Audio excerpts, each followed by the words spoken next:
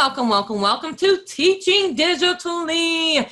Thank you for joining us. I know this was a session we had earlier and we rescheduled and you stuck with us. Thank you for coming back for Teaching Digitally. This is going to be a really, really good one. As you can see on the screen at Nadine Gilkeson. Goodness, that's my bad, Nadine. You can go ahead and follow her on Twitter. I'm at Educator Alex, and there you go. If you're watching this on the recording on the YouTube, if you scroll right to the bottom of the video, you can actually get the resources for this right underneath.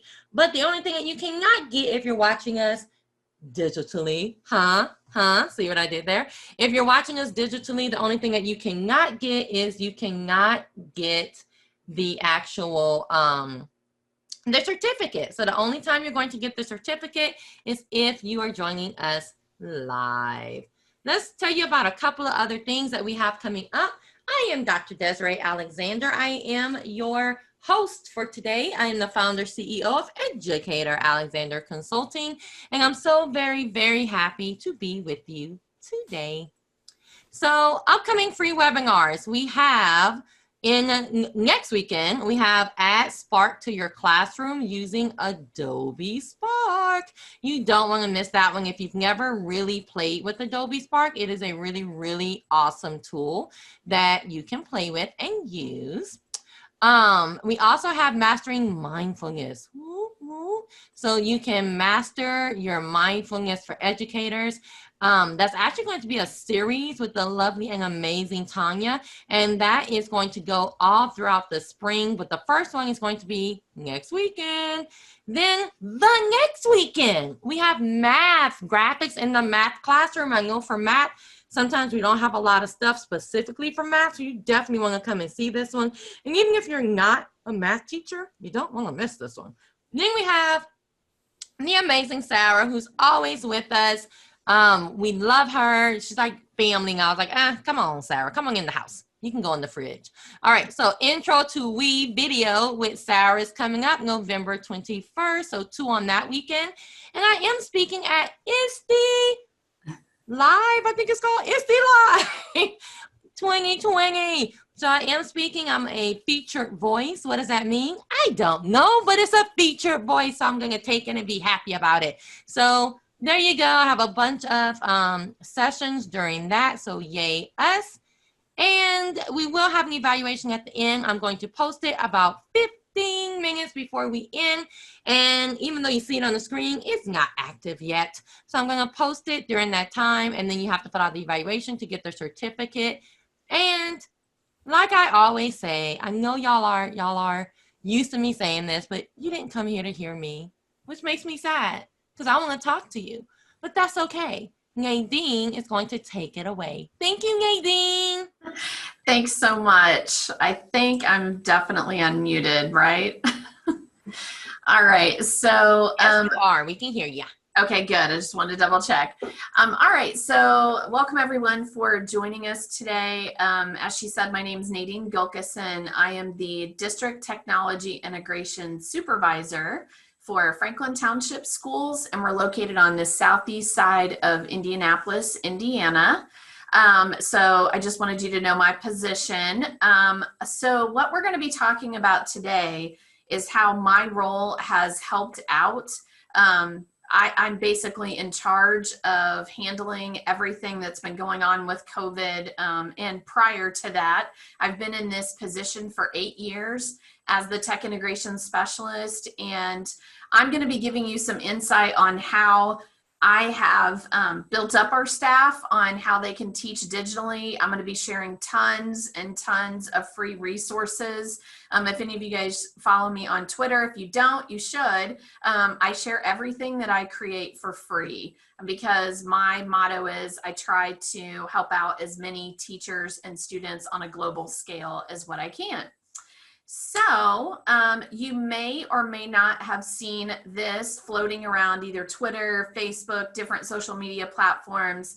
But one of the first things that I did for my teachers whenever I started realizing, okay, we're coming back, We don't know exactly what this is going to look like at the beginning of the school year.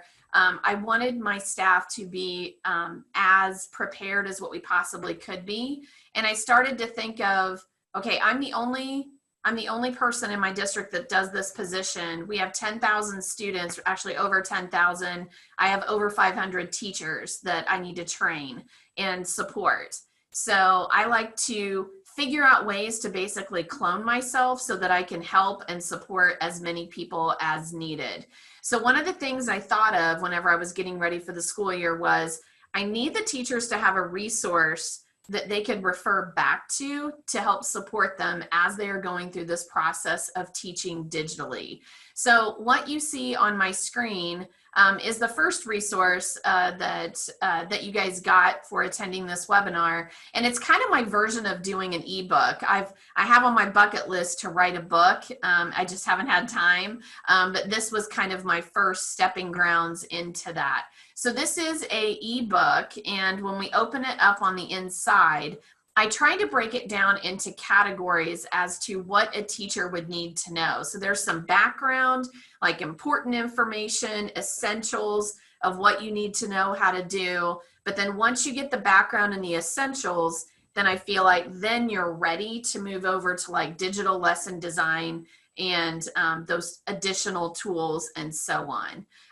So a lot of people have seen this on social media, but what they don't realize is that this is actually just one document that correlates with like 3 or 4 other items that I send out to my district. So by being in this webinar, you're going to see basically how everything meshes together. So what I'm going to start out with is just going over just a few pieces of this resource guide because I think it's good to know. So I tell everyone that knowing the different types of learning is obviously very important. You know, at the beginning of the year, people were like, does a teacher really need to know the term synchronous and asynchronous? And I said, yeah, they do, because it definitely is in their language now at this time. But I knew that I had to translate it so that anybody understood what it meant. And I often have to go back and forth to make sure that people do understand what this means. So you probably already know, but just in case, synchronous is definitely that learning is face-to-face in real time. And then asynchronous means that it can happen anytime, anywhere, and it's self-paced. So then when people start to talk about, well, what's blended learning then? What's flipped learning? Okay, my feeling is that blended learning is basically a mix. You have some synchronous, you have some asynchronous together. So if people don't understand those terms, as you start to move forward into teaching digitally, people are referring to that often. I mean, I know there's buku articles, all kinds of books that are out on the market now for everybody telling you how to handle this during the pandemic. And if you don't understand these two terms, you probably are lost whenever you're looking at those resources. So I wanted to make sure that my teachers had a foundation in that. The next thing that I wanted to pull up, I did not create this, I recreated, like I remixed this chart, just the graphics inside of it. But there is a lady that was over in China that she was actually, you know, they experienced COVID learning first. And then as it moved over to the US, then we started to live in these stages. And I love the way that she talked about it. So, you know, I know that it's not spring COVID. Now we're in the middle of it now. So I always tell my teachers, which mode are you now? And in the chat, I'm going to be going over each one of these, but in the chat, you guys can let us know, where do you think you are? So if you're in survival mode, that meant that was right when we shut down. Like, I would hope, really, really hope that you aren't in survival mode now at this point, because we've been in this realm for so long. Someone who's in survival mode is like, what is even an LMS and what do we use? Some people don't even know what that is. That's a learning management system. That means, how are you sending out digital content to your students, and how are you getting digital content? That could be Google Classroom, that could be Canvas, it could be Schoology, it could be It's Learning. There's all different kinds of learning management systems. Sorry, I have the hiccups.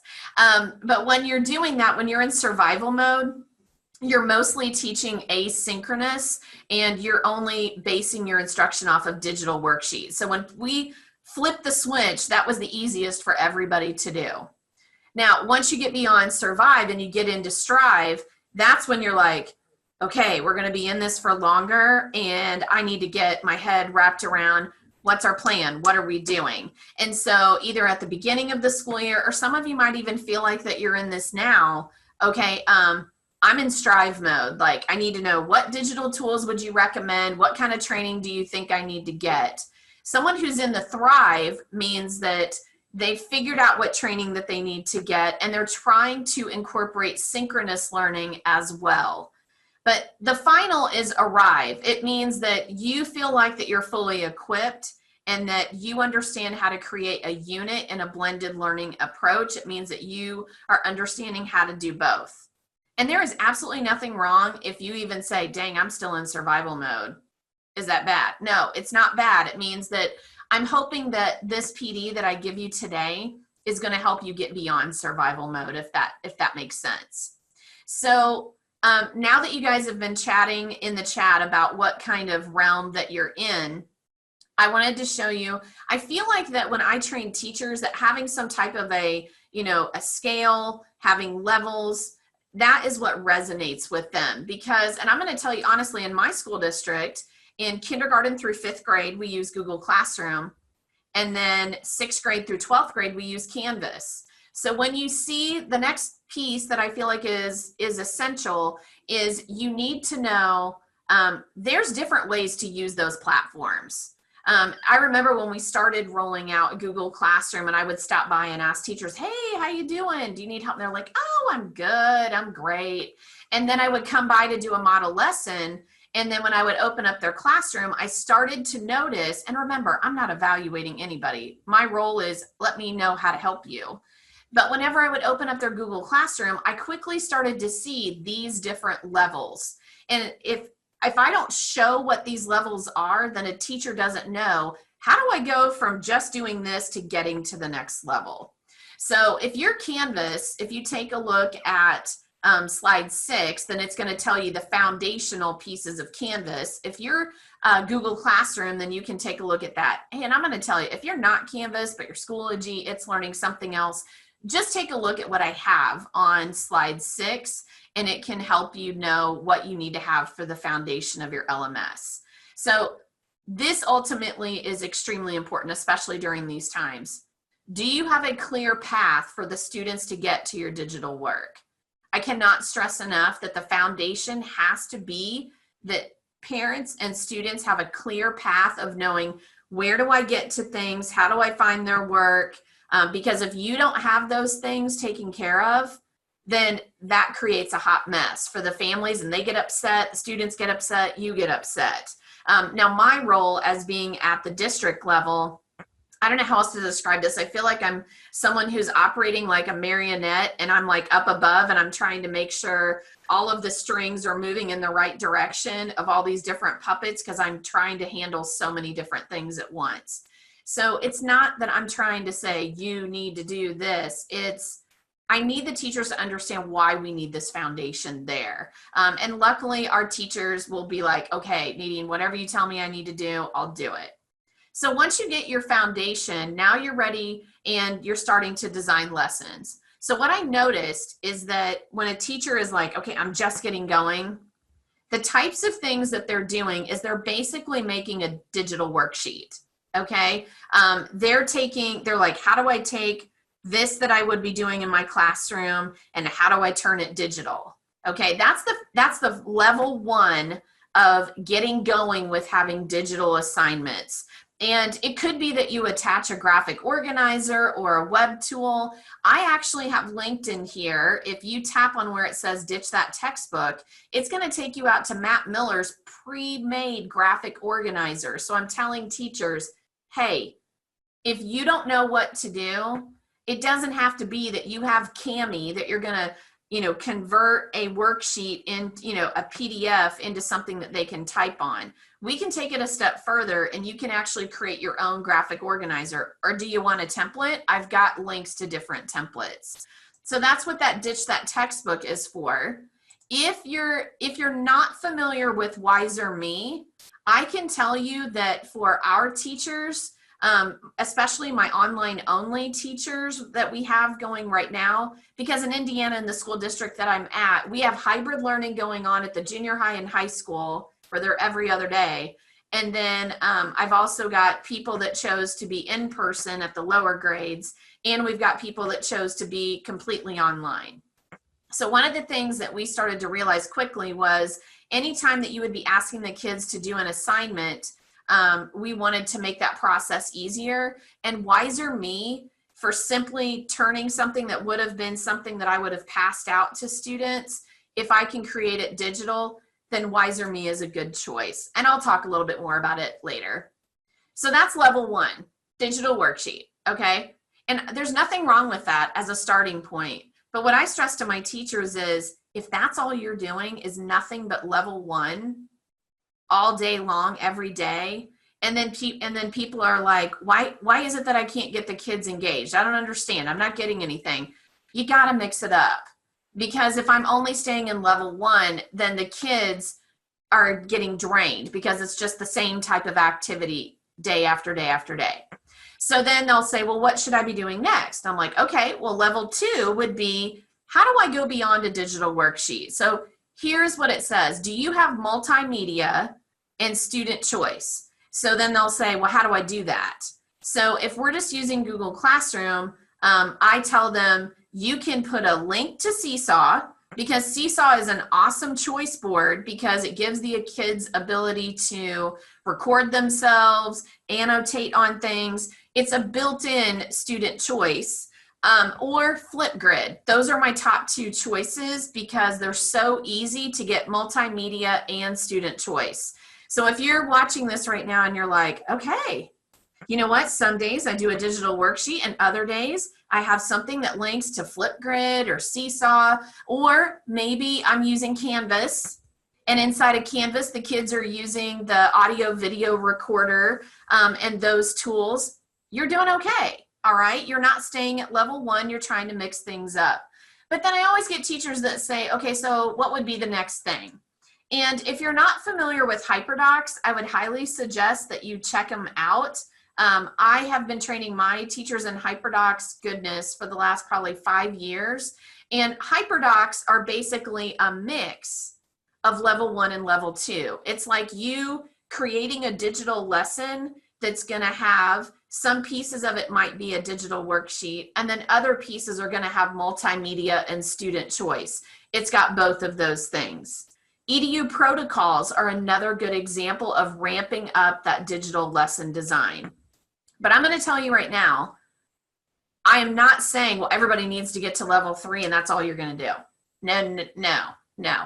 I always think about in terms of SAMR with tech integration, and I think of swimming laps. Like, okay, kids, today you're going to do a level 1. A couple days from now, you're going to do a level 3, and that's going to take you 4 or 5 days.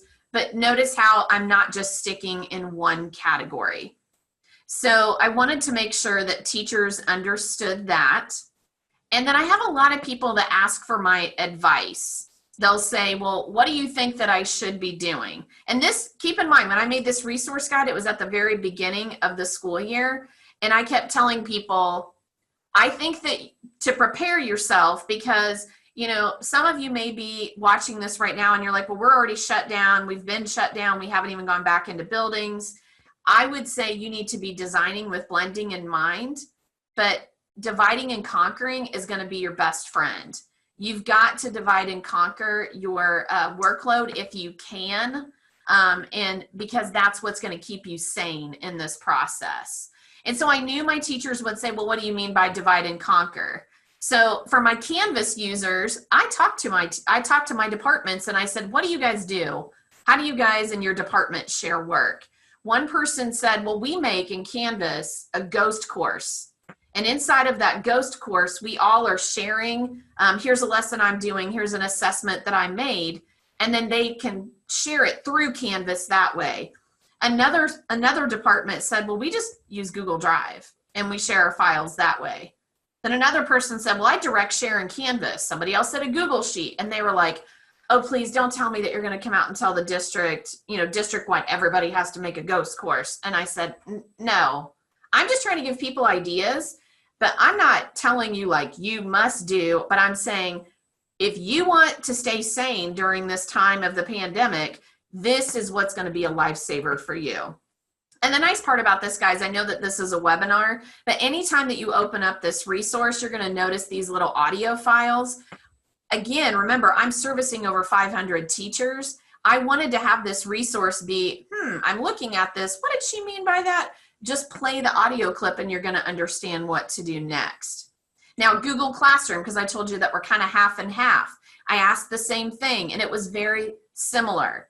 Create a Google Classroom only for your team and share items back and forth. Google Sheets. We talked about Marco Polo. Maybe your team has a Marco Polo that you guys are going to be communicating back and forth. Not, items, not attachments, but just an easy way for you guys to connect as you can. Okay? Just a little bit more of the resource guide. I told people that there are definitely essentials that they need to know. And what I did was this is all linked out to PD. And so I wanted to make sure, what do I need to know as a teacher? What do my students need to know how to do? In Canvas, what do I have to know how to do as a teacher? What do my kids need to know how to do? We use both Google Meet and Zoom, but I said, there's certain essentials that they have to have.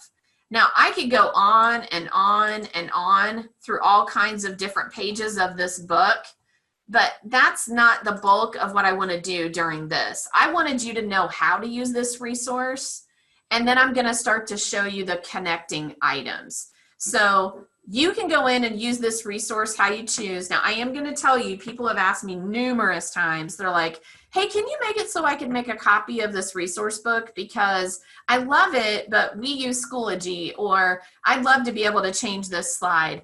And I want you to keep in mind, this took me hours. I mean, we're talking my entire summer to get this thing all pulled together. And a lot of this has PD embedded in it. So I do share everything that I make. This is the one item that I did decide to make it so that people cannot make a copy. You can access the resource at any time, but you cannot go in, make a copy, and then start sharing it out to people that could try to profit off of my work. So I'm always all about trying to create everything for free. So with that being said, I'm going to hop out of this document and I'm actually going to go into this document. So these are correlating items. So I believe this was the second link that Desiree sent out, and it's going to have these correlating items that go with the resource book so that you can understand how everything works together. So I'm going to actually skip down to slide 4 in this. And these are the teacher guidelines that I helped create for the Franklin Township teachers. So if you tap on this, then it's going to open up our online learning guidelines. And I actually already have it open in a tab, so I'm going to go to that. So what I knew was that what we did in the spring, like if we potentially get shut down again, we didn't have any kind of like online learning guidelines set up for teachers. And I was trying to help them out by creating this. So at the top, we've got some, like K-12, K-5, 6-12. But then what I said was, if I'm a classroom teacher, this one is showing secondary right now. I sat down with my curriculum director that's for secondary, and I said, all right, can you help me? He had in his head, I had in my head, we need to try to translate, what do you do in the classroom for a daily lesson? What are the components? So he had like the teacher evaluation pulled up and things that they're looking for. And we talked about what makes a good lesson. And I said, how do we translate that into teacher guidelines so that they understand? So he said, all right, well, they're going to have like a check-in, a bell ringer, essential questions, direct instruction, and so on. So I said, well, what if I've got icons over here? I've broken out the components of a lesson that a teacher would be doing in their classroom. We've got the description here. And then we tell the teacher, hey, you could do this synchronous or asynchronous. Now, what you're going to notice is that there's certain parts that we're telling them, hey, this has to be asynchronous or this has to be synchronous. And those guidelines could be totally different where you guys teach. I know I was talking to a friend of mine in California, and I didn't realize that, I think it's the governor that mentioned in California that everyone has to do synchronous, that it can't be asynchronous. And I was like, wow, I didn't know you guys were like that. I thought it was more of a choice. In Indiana, each school district can actually choose how they want to roll that out.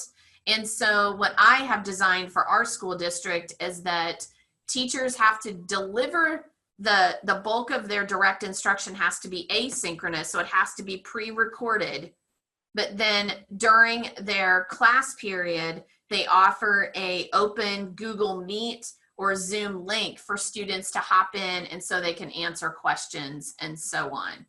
Now, because we're hybrid right now, it's a little bit slightly different than that. But what I want you to look at is these teacher guidelines are if everybody got shut down. So like if we couldn't come into the building, or maybe the teachers can come into the building, but all students are at home, I wanted teachers to know what is it that they need to do.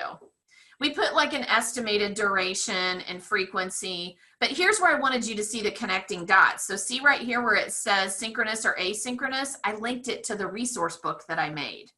So now as a teacher, at the beginning of the school year, on the very first day of school when we did PD, we showed the teachers these online guidelines, and then we said, here's this resource book, and the two go together, okay? And then if I said bell ringer, all these things, I wanted to have, all of these are all direct links to the exact page that they might need, okay? So this is more like junior high or like 6th grade and up is what is gonna look here. So now I had to break it down for elementary. So we do guided reading in our district. So I said, okay, how do we break down guided reading? Well, we've got mini lessons, guided reading groups, daily 5. So I did the same thing for them. We offer extensions, which is where our interventions are taking place. And we knew that teachers would say, well, what are interventions supposed to look like? What about extensions? So we did the same thing where we broke it down. We use everyday math as our curriculum. And so we literally got out the everyday math teacher guide and we broke it into the different pieces. And again, I wanted to follow the same format. What would I do in the classroom? How do I turn that into teaching digitally? And what would that look like? Now you're going to notice these little templates, and I'll get to those in just a little bit. But I wanted to keep showing you, like, this is science and social studies at K3, 4, 5. SPED and EL teachers, what would they do if we were shut down? Related arts, all of these things, okay? So that is the first document, okay? So we had teacher guidelines, but then I started to realize, okay, well, the teachers know, how do we communicate this out to parents? Because we were like, dang, this is really good how we have it laid out, but a guardian doesn't need to see this extent, but they need to know, what is my child doing? So what I did next was I basically then created guardian guides. I have a guardian guide for K5 and I have a guardian guide for 6-12. So I'm not going to go through all of it, but I wanted you to see, like, it's linked on here, and I'm going to go to one of them. That's the 6-12. Let me go to the K5. So literally all I did, like, you notice the same icons, like where it says attendance, assessments, student work, all these things. So then I put it in parent language. I wanted a parent to understand, what is it? How often does it happen? What's the format? What could I see? And what's any additional information? And I will tell you, having this guardian guide was like the giant game changer. We went from different schools were sending out different communications. Well, this is how I handle this. Well, this is how I handle this. And it was a hot mess. Once I sent out the guardian guide, it went from here down to here, because now everybody understands what is expected. So not only that, so you remember how I had like the breakdown of guided reading. What does that look like for a parent? And we wanted the parents to know up front, this is not e-learning, this is online learning. Because in Indiana, we were already using e-learning for snow days, so it might have been like a random, snowstorm or something like that. And that wasn't as meaty, as rigorous as online learning is. This is going to be full blown, exactly like what a teacher would be doing in the classroom. And I needed parents to see that. So we wanted to make sure that the parents knew, like, The teacher has an asynchronous mini lesson during reading. And during that time, while your student is watching those, then we have guided reading groups going on synchronously. My online teachers love that I added this little blurb here to our families. Hey, if you are trying to email or call the online teacher during this time period, you need to understand they're not available because they're live and they're meeting with students during that time. So we wanted to be as transparent with our families as possible. And again, I will get to the template here. We use a template for consistency across the district so that way it's easier for families to navigate everything. And don't worry, you'll get access to all the templates and everything. We did the same thing for math. You're going to notice all of these things in here. And again, I did the same thing with 612. Just translated all that verbiage into what does this look like for 612. So I wanted you guys to be able to see both of those. So once we had that, then I knew that our teachers would say, because right now, like I said, I've got online only, I've got, I've got like 40 or 50 online only teachers that I'm helping out. And in addition to that, I've got people that are in the classrooms at junior high and high school. We've got hybrid going on. But I also needed my teachers to be prepared for at any moment we could be shut down. And are you prepared for that? So I recently went out and I started videotaping our online teachers because I knew as a teacher, okay, you're telling me all these guidelines, it looks all pretty on paper. And I always tell my online teachers this, hey, it can look really good on paper, but you're living it every day, as you guys know. But I said, if I was a classroom teacher still, I would want to see examples. So I have an awesome first grade team, and I'm not going to play the whole clip, but I want you guys to see, they've been doing this for, more than 9 weeks. And these people did not know each other when they started, when they became the first grade online only team, and they have been working together so well. So I just want to show you some of this clip, but if you want to go back and watch it later, feel free to.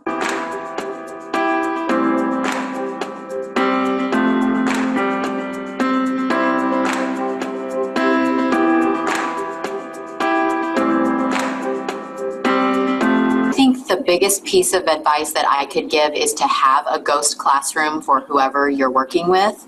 So I'll just go ahead and share my screen so you can see what our ghost classroom looks like. And that's just kind of our dumping ground for where we put all of the lessons.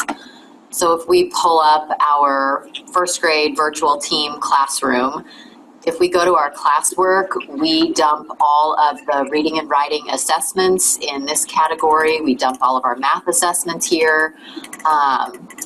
Our reading assessments all go here, so you can see every day for this week. That's where we've placed the reading.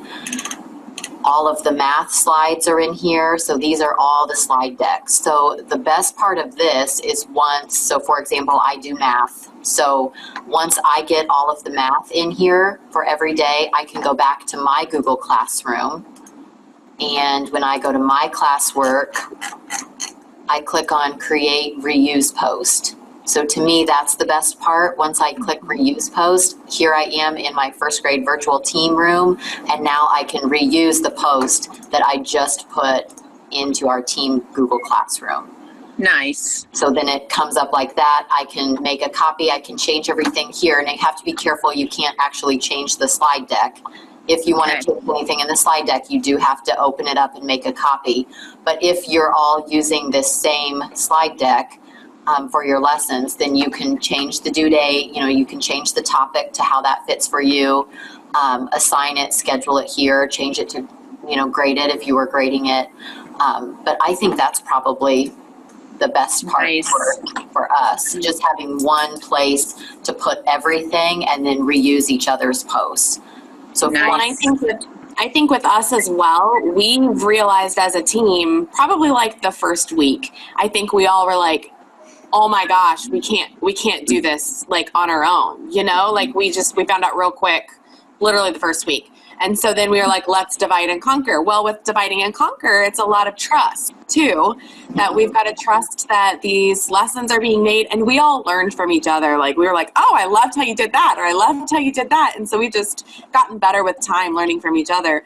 But I think by using the reuse post, like what Alyssa was saying, I hardly change, like, I don't think I even change anything anymore. Like, I did. It used to be, like, a lot of Flipgrid stuff where you have to go in, and now we've just kind of made it to where it's just reuse, and you don't have to mess with it, and it's so easy. Just on a Friday afternoon, just set everything for the next week and be done.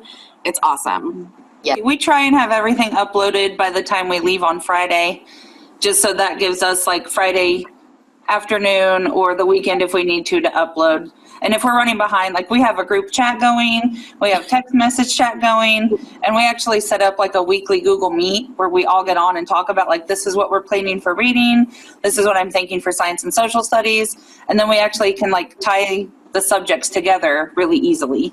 So they've been tying a lot of my science and social studies subjects into reading and writing because we're doing informational text. So hopefully you got lots of great ideas out of that. And I don't care if they teach first grade, you guys can get tons of ideas no matter what grade that you teach. And even if you don't use Google Classroom, like I said, in all the different LMSs, you can make a ghost classroom and Canvas and all of those tools so that you can be sharing your work back and forth.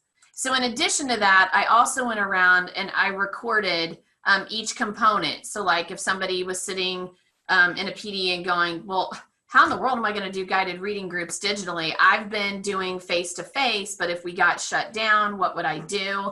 So Alyssa Beasley is one of the first grade teachers. So I recorded her entire small group lesson. Those of you that were here this morning for the other webinar, I showed some clips out of that. And then I thought, okay, we need not just a first grade, I needed a fourth grade sample. So this is a fourth grade teacher that used Jamboard, pulled in text, and she's meeting with the students. Again, you guys have access to these resources. You can go back and watch these videos as many times as what you want. And this is what I wanted for my teachers. I wanted them to go, okay, maybe I need to watch that video again. I told you we use everyday math, but it really doesn't matter what math series that you use. Just teaching math digitally is hard. And I was able to record a kindergarten sample group. And so Megan Bangs, if you watch this video, she'll walk you through. And don't worry, I blurred out all the student faces and everything. It took me hours, but I got it all done. But she was showing how she would teach like a math small group if they needed help with that. I have a phenomenal fourth grade math online only teacher. Her name's Jen Mcbride, and I got two different clips. So in this clip, Jen is showing you how she plans her asynchronous, and then if you want to see what she does, like, okay, yes, I did the asynchronous part, but if you want to see, well, what does it look like live when she's interacting with students, I have this other video clip as well. And she's actually, I'm going to play a little bit of this clip.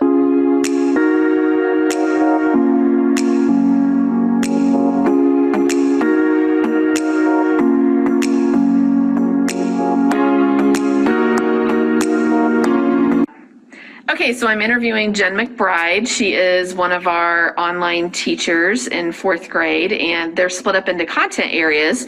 And so Jen does the math. So Jen, do you want to explain kind of how you create the lesson that you do? Yep.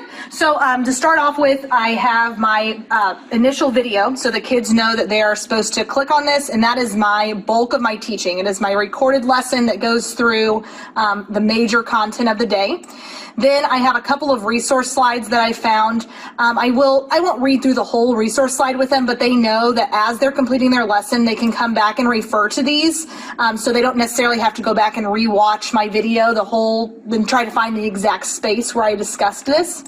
Then they have this explore section where I've gone to YouTube and try to find supplementary videos that will help them out. They pick one to watch. It's just something extra for them, and to hear another voice and someone else to explain the same concept.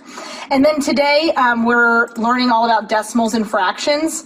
So I just found a online math manipulatives that they could manipulate themselves and to show and create their 100th place.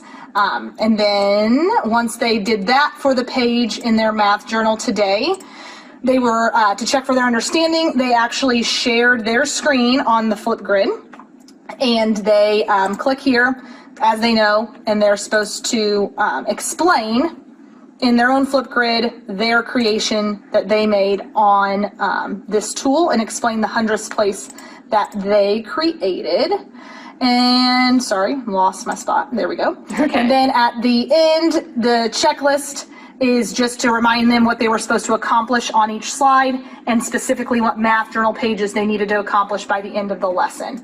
The last slide just tells them what time we are meeting back. So I just greet them at the beginning, really just go over expectations, hold back any kid that I need to check in with, and then they know to meet back at this time. We go over questions at that time about the lesson for that day, and any other content that I want to go over to ensure that they understand what's going on. Cool. Can you explain the, I saw earlier you were talking about the Flipgrid challenge. So explain to that. And Jen goes on to talk about, how she does virtual rewards and all that kind of stuff. But she's an amazing teacher. But I know that's the piece that teachers need. That's what they need to see. Because again, I could have a guideline, but she's the real deal and she's living it every day. And so for someone who can't picture what this could possibly look like, this is the part that's really going to help her out, help any teacher out. And if they're like, okay, I don't know what the live looks like, then they can watch her video there.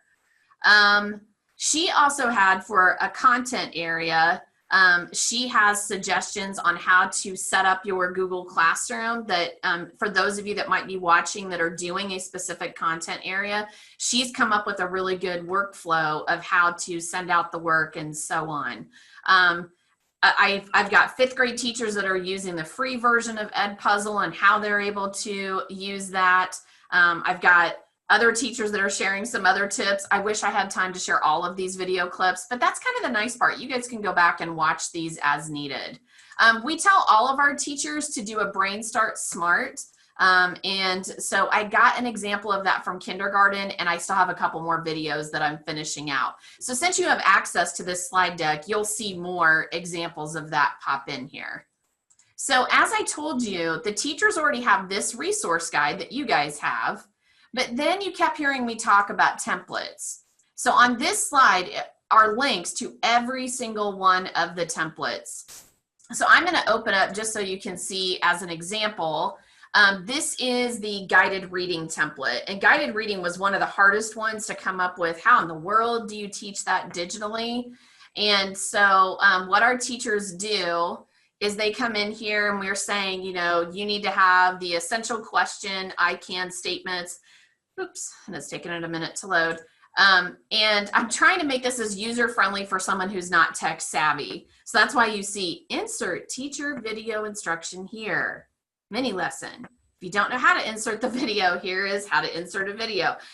Then you're gonna add a guided reading comprehension model and so on. Maybe you want a practice slide. Do you want an interactive read aloud? Now don't panic as I'm showing you this because the teachers may not use all of these slides every day, but this template has all the slides that they would need. Now, when it gets time, for guided reading groups, a lot of teachers will have a link to their Jamboard right here. Some of them just share it out to their Google Classroom, and I'm fine with either. And then I said, well, what if you have additional materials? Here's some places where you can put it.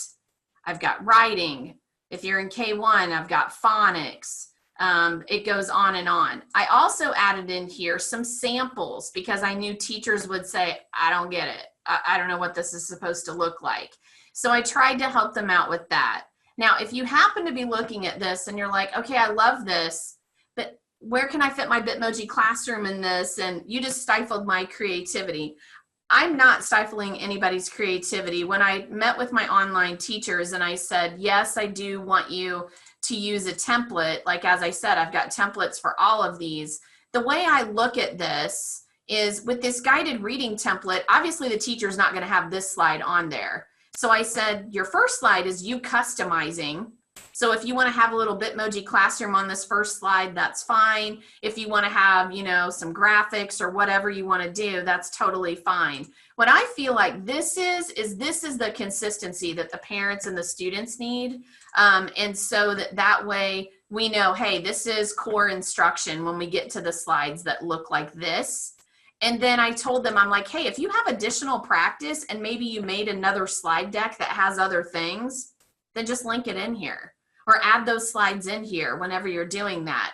And so then my teachers were like, oh, okay, so I'm using basically a blend of the two.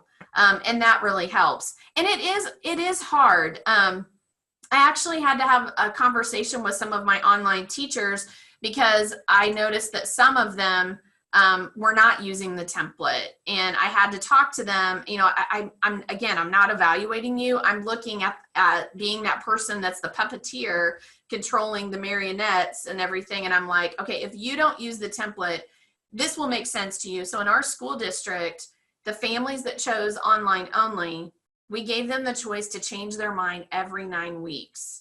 So we have a fluid environment going on right now. So we're already into our second 9 weeks. So at the end of the first 9 weeks, the families had to fill out a form saying, okay, I want to come back to the classroom, or you know what, maybe I want to go online. So we're living in this environment, as a lot of you are, where the kids are in and out and in and out. And so what happened was, we had at the end of the first 9 weeks, some of my online teachers had to go back to in person because the class sizes were getting too big. So then we were like, okay, so what do we do with those few kids that were left at this school building? And so the other online teachers absorbed them. So it's this rapid in and out, ebb and flow. And the teachers were like, oh, okay. And I said, guys, if we weren't using this common template, this would be a nightmare right now. But our families have this consistency of, okay, for instance, Megan Bangs just absorbed some of our Thompson Crossing kindergartners because that kindergarten teacher needed to go back into the classroom. And now she took, you know, over 10 kids on her load. And because she was collaborating and dividing and conquering so much with that other teacher, it made the transition so much smoother. So I know it's not easy. None of this is easy, but I'm trying to think of ways that I can try to make it as consistent as possible for our families. So that's where these templates really come in handy.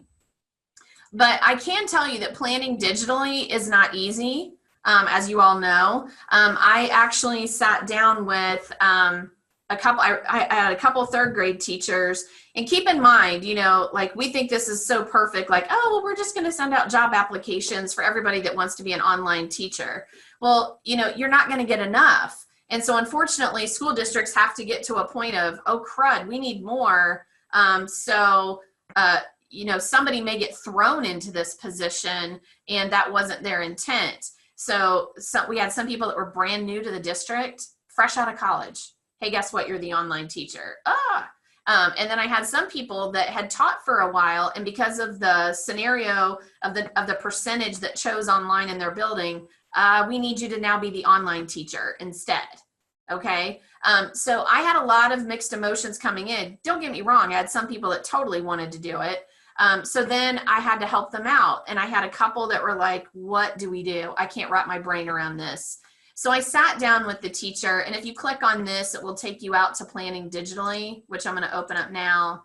And I created this document after talking to this teacher.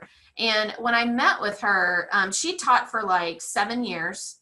And she kind of buddied up with this teacher that was fresh out of college.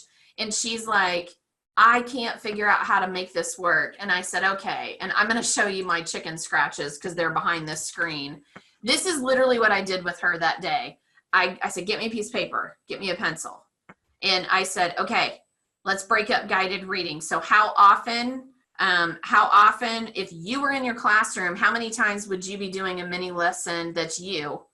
And so then I was plotting it out because she in her head had in her mind, she was doing like 40 videos a week or something like that. But I basically had to break it down so she knew this is when you need to record a video. This is when you can use something from YouTube and vice versa, and divide and conquer.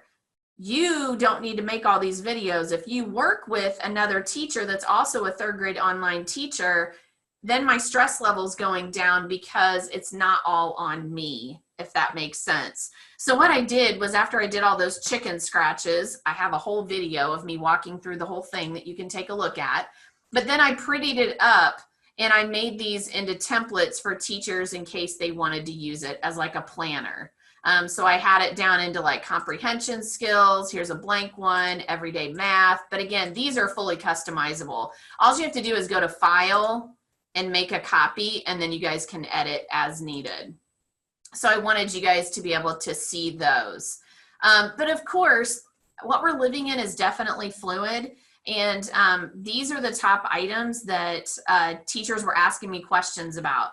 We had a lot of issues with attendance where the teachers were tracking the attendance, and how do we handle all of that? And the person who was in charge of our gradebook program said, did you realize we could put a direct link in the teacher's Google Classroom and Canvas, and that when they click it, then it tells the student or guardian, they tap a button for their attendance, and that rocked their world because then it made their life a lot easier. We talked about missing work. Oh my God, I'm dying with missing work. I'm constantly reminding people. And somebody at the back of our meeting said, hey, did you know in Infinite Campus that if you put an M, that it automatically sends a message out to all the parents? And everybody in the room was like, what? And so that rocked their world. I suggested to them, I said, what if you create a Google form only for you? It's only for you, but you have your entire class roster in it. And then every time I'm having to document something, I'm just using that Google form for that process. That will help you. Digital workflow, you know, that's why we were talking about the navigation being the same. You need to find sites that have items that are going to grade it for you. That's where we started using Wiser Me, because it helped us with accessibility. Because in Wiser Me, it will actually, I call Wiser Me like Google Forms on steroids. But basically what it does is it lets me already add audio for each question, and the student can respond with audio. So it took care of our accessibility issues. You know, people ask questions about the validity of assignments, parents helping out. And when we had that discussion, people said, you know what, I use my live session data as my driving force, and I'm constantly documenting things about students. So what if you're here now, but at the end of this 9 weeks, I go back to the face-to-face teacher, I tell them, look at my notes about our live session data. So I feel like I went through everything extremely rapidly, but I'm gonna end that, and I will tell you that you guys can ask me any kind of questions. I know we just have a minute or whatnot, but we do have more questions. One is, did you have any templates for 6th to 8th grade lessons? I've had people that take the templates that I have and they've converted them into upper grade templates. So they've done that. Also, if you're a Canvas school, go to Canvas Commons and type my name in, and I have free templates on Canvas. So you can use a course template that I've got. If you're interested in using Hyperdocs, I've got a Hyperdoc template that's on there. But yeah, you can use any of that. Next question, is Wiser Me free? There is a free version and there is a paid version. So you can do a lot with the free version. The reason why for my online only teachers, I ended up purchasing the premium for them because they can link their Google Classroom to Wiser Me. I will tell you, because I am not about paying for stuff, and I really was like, darn it, I don't want to pay for anything. But when I saw the struggle they were dealing with when they were the online only teacher, for instance, Jen Mcbride had 90 at one point, and I was like, I've got to do something to help these people out. And because the assessments and different things were in Wiser Me, it would grade it for them. It was connected to Google Classroom, and I was like, what can I do to make their life easier? You can get a Educator premium for $25 for a year. So I was like, okay, this one's worth it.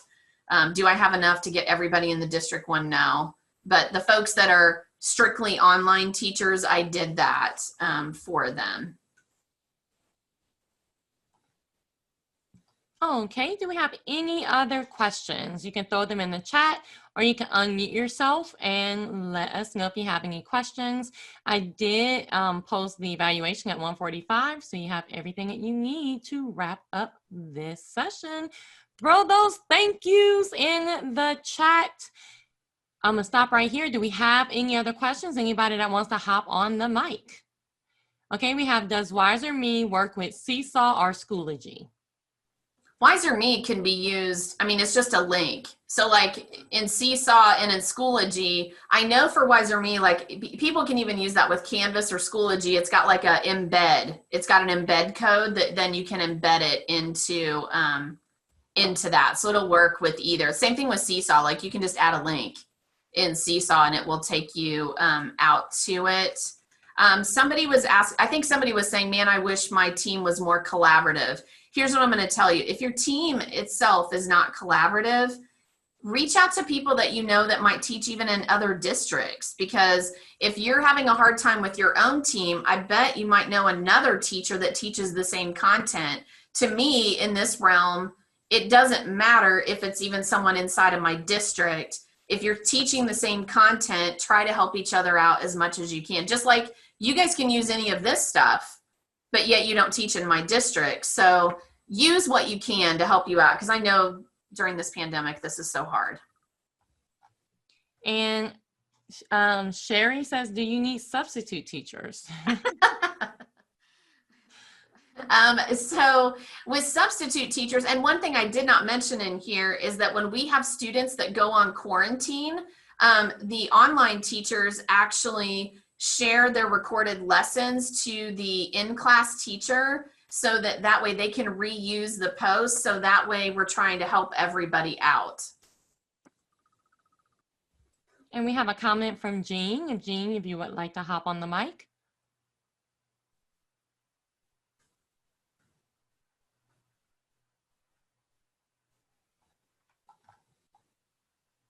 And we're not hearing you so far. Let me make sure that I made a lot. Oh, I did not. I'm so sorry, Jean. That's my fault. You can unmute now. I apologize.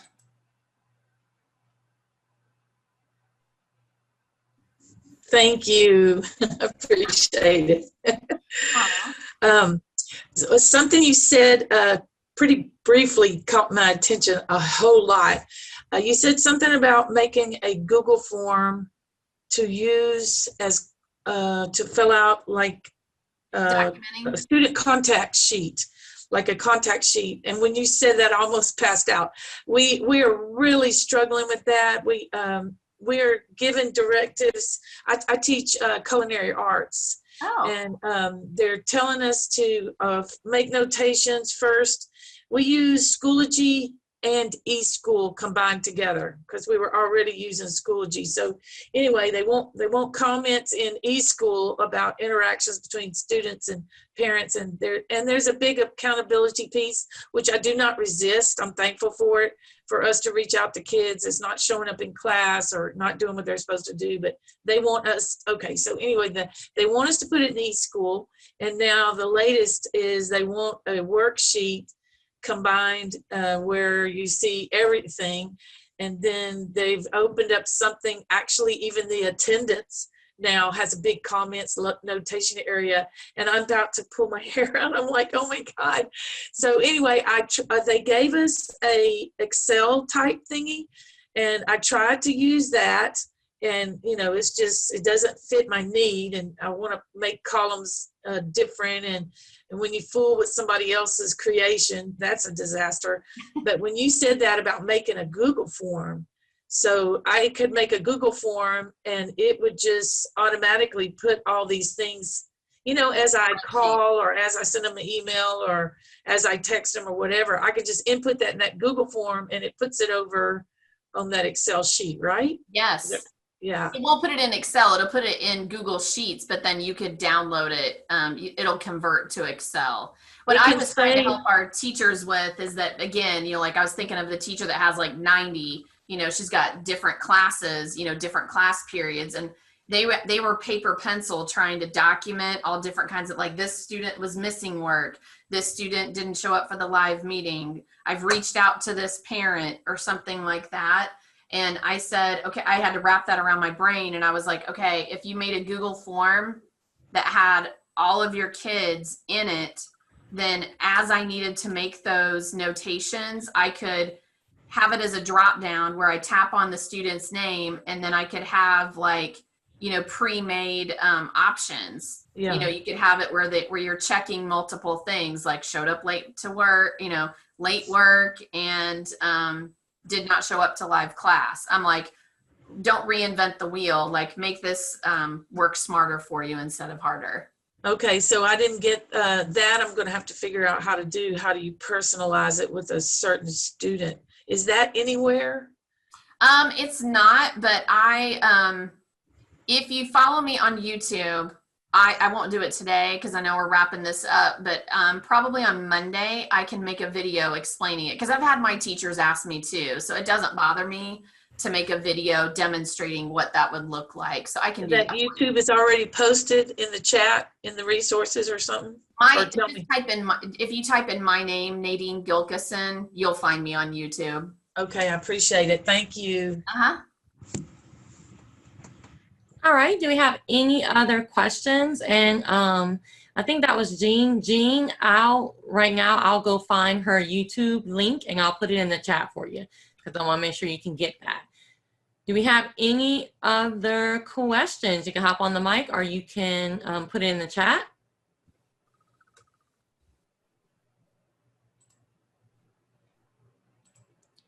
Going once.